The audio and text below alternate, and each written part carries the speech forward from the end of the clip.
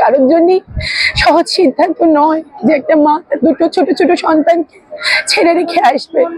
কিন্তু আজকে আমাদের যে অবস্থা করেছে, আমাদের সন্তানদেরও তো ভবিষ্যৎ অন্ধকার না।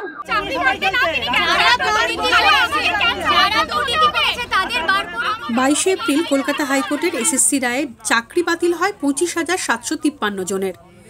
2রা মে অনশনে বসলেন চাকরিহারা 4 শিক্ষক। আপাতত তাদের ঠিকানা শহীদ মিনার। এই যে এসএসসি যারা আমাদের নিয়োগ করেছে, যারা আমাদের এক সময় বলেছে যে আপনারা যোগ্য, আপনাদের নামে ওএমআর ট্যাম্পারিং এর অভিযোগ নেই, আপনাদের নামে সিবিআই এর কাছে কোনো অভিযোগ নেই, এসএসসির কাছে কোনো অভিযোগ নেই, আপনাদের ওএমআর শিট আছে, সমস্ত কিছু প্যানেল উত্তীর্ণ হওয়ার অভিযোগ নেই, কোথাও কোনো অভিযোগ নেই। এছাড়া সিবিআই নথি চেয়েছিল, সেই নথি আমরা দিয়েছিলাম, কোনো অভিযোগ কোনো ক্ষেত্রে আমাদের নেই। সেজন্য আমরা বহাল হয়েছি।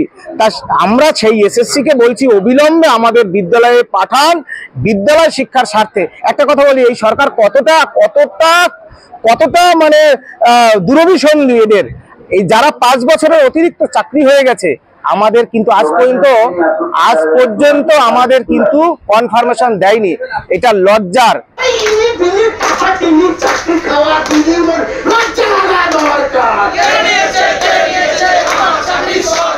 স্কুল শিক্ষকের আয় সম্বল করে স্বপ্ন বুনেছিলেন।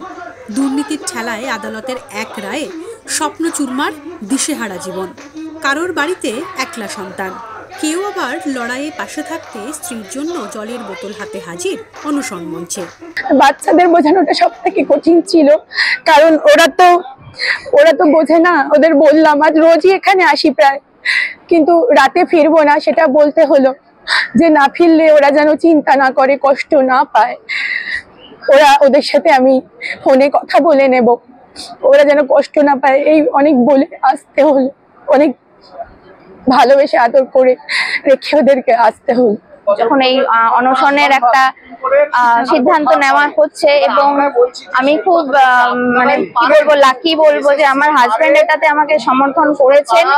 এবং পরে যখন আমার একটু ছিল যে বাড়িতে মা শুনলে, আমার মা শুনলে বা আমার বাড়ির শুনলে কি বলবেন, তো পরে যখন আমি আমার মা বাবাকে সবাইকে বুঝিয়ে বললাম, তখন দেখলাম যে তারাও এর সঙ্গে কোনো আপত্তি জানাননি এবং সহমত। এবং এটা জানাতে মানে এটা জেনে আমার নিজেরও ভালো লাগলো, কারণ ওই যে বললাম, শুধুমাত্র একটা এই যে যোগ্য শিক্ষক শিক্ষিকা আমরা বলছি ঠিকই, কিন্তু এই যোগ্য শিক্ষক শিক্ষিকা যাই বলুন, তাদের পিছনে তো একটা পরিবার রয়েছে। এখন ওকে যখন দেখছি, আমি তো যোগ্য হওয়া সত্ত্বেও আমি বিভিন্ন জায়গায় অ্যাপ্লাই করে চাকরি পাইনি। তো ওর একটা চাকরি ছিল, এই ভরসাতে আমাদের সংসারটা চলছিল, ফ্ল্যাটের ইএমআই চলছিল, তো একটা সংসারের যে খরচাগুলো থাকে, এখন সেই একমাত্র অবলম্বনটাও এখন দেখছি ভুলুণ্ঠিত বলতে গেলে। মানে যোগ্য হওয়া যে অদ্ভুত লাগে যখন আমরা দেখি যোগ্য শিক্ষক, তাকে সে রাস্তায় নামতে হচ্ছে। এটা প্রচন্ডই একটা কঠিন সিদ্ধান্ত। এটা কখনোই কারোর জন্যই সহজ সিদ্ধান্ত নয় যে একটা মা তার দুটো ছোট ছোট সন্তানকে ছেড়ে রেখে আসবে। কিন্তু আজকে আমাদের যে অবস্থা করেছে, আমাদের সন্তানদেরও তো ভবিষ্যৎ অন্ধকার না। আজকে আমরা চাকরি করে এত বছর, আমাদের তো এতগুলো বছর নষ্ট হলো না, তো এতগুলো বছর আমরা অন্য কোনো কিছুর জন্য তো চেষ্টা করতে পারতাম, কিন্তু আমরা এতগুলো বছর এখানে সার্ভিস দিয়েছি সৎভাবে চাকরি পেয়ে।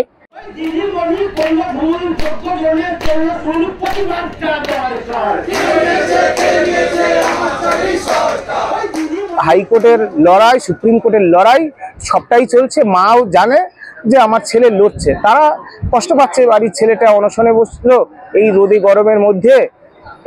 এমনিতেই আমার দীর্ঘদিন ধরে আমি জানেন আমি এখানে পড়েই আছি, আজকে 15 দিনের উপর আমি বাড়ি যাইনি।